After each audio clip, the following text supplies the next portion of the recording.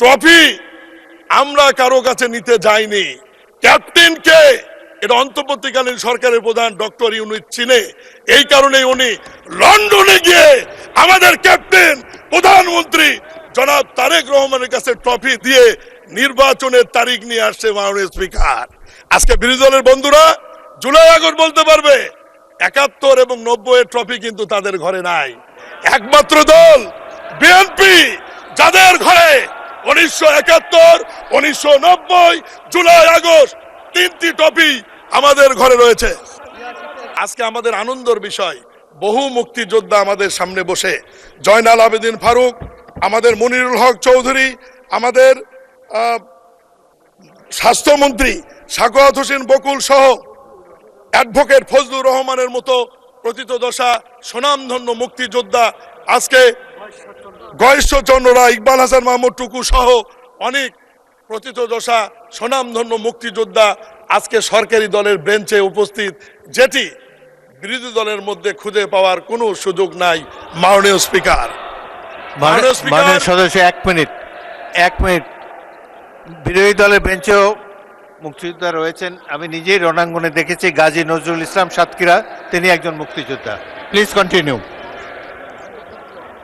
মাননীয় স্পিকার, আজকে আমরা যেমন ৭১কে ধারণ করি, ১৯৯০ এর স্বৈরাচারী বিরোধী আন্দোলনকেও আমরা ধারণ করি।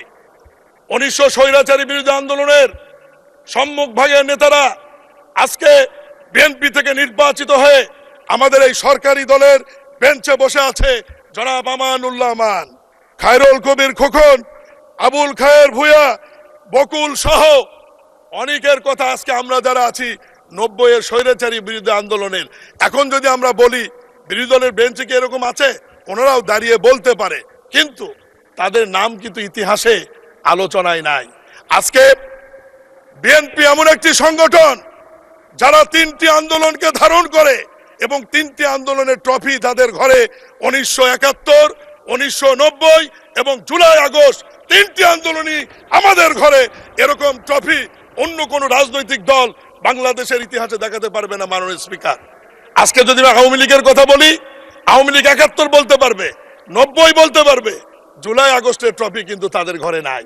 আজকে বিরোধী দলের বন্ধুরা জুলাই আগস্ট বলতে পারবে, ৭১ এবং ৯০ এর ট্রফি কিন্তু তাদের ঘরে নাই। একমাত্র দল বিএনপি যাদের ঘরে ১৯৭১, ১৯৯০, জুলাই আগস্ট তিনটি ট্রফি আমাদের ঘরে রয়েছে। এবং বিরোধী দল হইচই করে বলতে পারেন মাননীয় স্পিকার, ৯০ তাদের কথা বলতে পারে, কিন্তু ৮৬ সালের নির্বাচনে ঢাক ঢোল পিটে তাই আওয়ামী লীগের সঙ্গে গিয়েছিল, আমরা চাইনি। মাননীয় স্পিকার, আজকে মাননীয়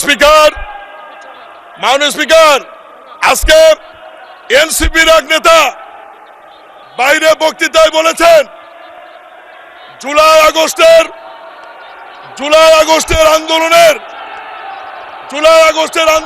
মাননীয় সদস্যবৃন্দ, বক্তার বক্তব্যে কোনো বাধা দেবেন না।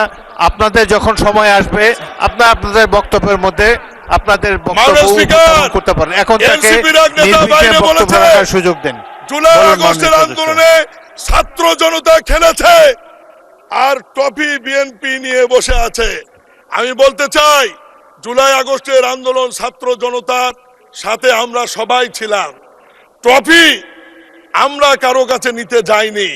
ক্যাপ্টেনকে এটা অন্তর্বর্তীকালীন সরকারের প্রধান ডক্টর ইউনূস চিনে, এই কারণে উনি লন্ডনে গিয়ে আমাদের ক্যাপ্টেন প্রধানমন্ত্রী জনাব তারেক রহমানের কাছে ট্রফি দিয়ে নির্বাচনের তারিখ নিয়ে আসছে। মাননীয় স্পিকার, এতেই প্রমাণিত হয় ছাত্র জনতার আন্দোলনের নেতৃত্বের মূল ভূমিকা কোন দলের ছিল, কোন নেতার ছিল। আমরা সবাই আন্দোলন করেছি, এটি অস্বীকার করার সুযোগ নাই, কিন্তু ক্যাপ্টেন একজনই থাকে যে ক্যাপ্টেনের কাছে অন্তর্বর্তীকালীন সরকারের প্রধান লন্ডনে গিয়ে আলোচনা করে নির্বাচনের তারিখ নিয়ে আসছে বলেই এদেশে একটি অবাধ, সুষ্ঠু, নিরপেক্ষ নির্বাচন হয়েছে এবং সেই নির্বাচনের মধ্য দিয়ে বিরোধী দল এবং আমরা আজকে একটি ঐতিহাসিক সংসদে এসে উপস্থিত হতে পেরেছি। মাননীয় স্পিকার,